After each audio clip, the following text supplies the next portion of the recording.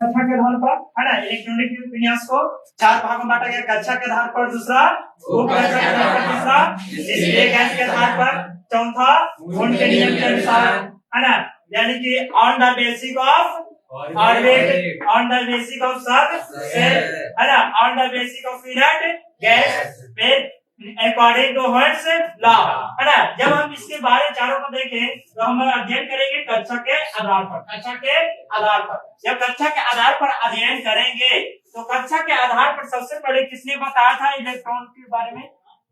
बोर-बरी नामक वैज्ञानिक ने, बोर-बरी नामक वैज्ञानिक ने। एक बोर अलग थे, बोर अलग थे और बरी अलग थे। ये दोनों मिलकर एक योजना लाया, एक योजना लाया। और किस योजना को क्या कहा गया? बोर-बरी का योजना, बोर-बरी का योजना। और योजना को इंग्लिश क्या बोलते हैं? स्कीम। क्या बोलते हैं? स्कीम ना, योजना को इंग्लिश में स्कीम बोलते हैं।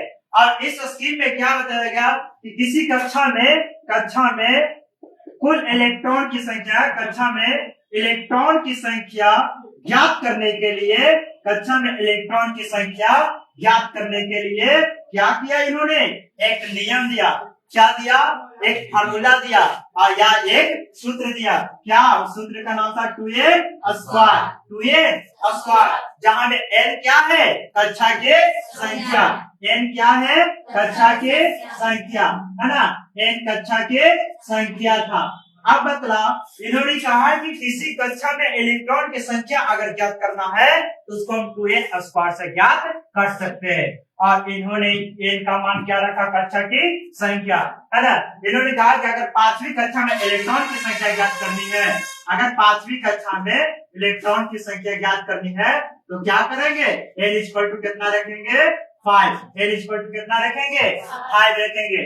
और इसको किस पर बैठा देंगे? 2a स्क्वायर पर, है ना। तो 2 तो हमेशा फिक्स रहेगा, कांस्टेंट रहेगा, है ना। तो 2 गुना में कितना हो जाएगा? जहां दिखे n वहां लिखेंगे 5, है ना। तो कितना हो जाएगा? 5 के स्क्वायर। तो कितना? 2 गुना 5 के स्क्वायर कितना? 25। 25 गुना के 50। यानी कि 5वीं कक्षा में इलेक्ट्रॉन की कुल संख्या कितनी होगी? 50 होगी। कितनी होगी? 50 होगी। उतारिए इसको।